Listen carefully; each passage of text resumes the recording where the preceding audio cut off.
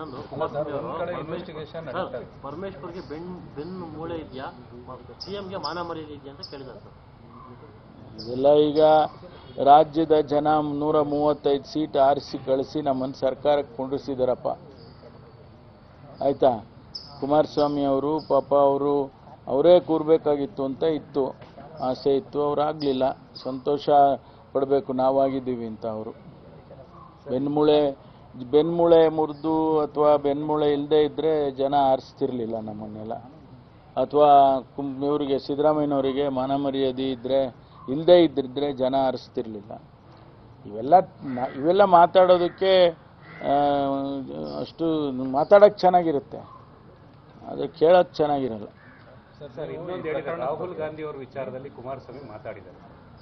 ಅಂದರೆ ಪತ್ರ ಬರೆದಿದ್ದಾರೆ, ಯಾವ ಆಧಾರದ ಮೇಲೆ ಪತ್ರ ಬರೆದ್ರು, ಮತ್ತು ಅವ್ರನ್ನೂ ಕೂಡ ಒಂದು ರೀತಿ ಸಮನ್ಸ್ ಕೊಟ್ಟು ವಿಚಾರಣೆ ಕರಿಬೇಕು. 400 ಜನ ಇದ್ದಾರೆ ಅಂತ ಯಾವ ಆಧಾರದ ಮೇಲೆ ಹೇಳಿದ್ದಾರೆ ನೋಡಿ. ಅದನ್ನು ಡಿಸೈಡ್ ಮಾಡೋರು SIT, ನಾನಲ್ಲ ಡಿಸೈಡ್ ಮಾಡೋದು.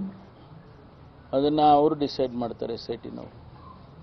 ಸರ್, ನೀವು ಗೃಹ ಸಚಿವರಾಗಿ ಭಾಳ ಗೌಪ್ಯತೆಯನ್ನು ಕಾಪಾಡ್ಕೊಳ್ತಾರೆ. ಹೌದು.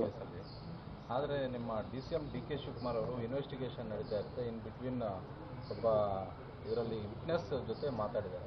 ಆ ವಿಟ್ನೆಸ್ ಆಡಿಯೋನು ಕೂಡ ಬಿಡುಗಡೆ ಮಾಡಿದ್ದಾರೆ. ನೀವು ಭಾಳ ಒಳ್ಳೆ ಕೆಲಸ ಮಾಡಿದೆಯಪ್ಪ, ನಾವಾಗಿರೋದಕ್ಕೆ ಇಷ್ಟೆಲ್ಲ ಮಾಡಿದ್ದೀವಿ ಅಂತ.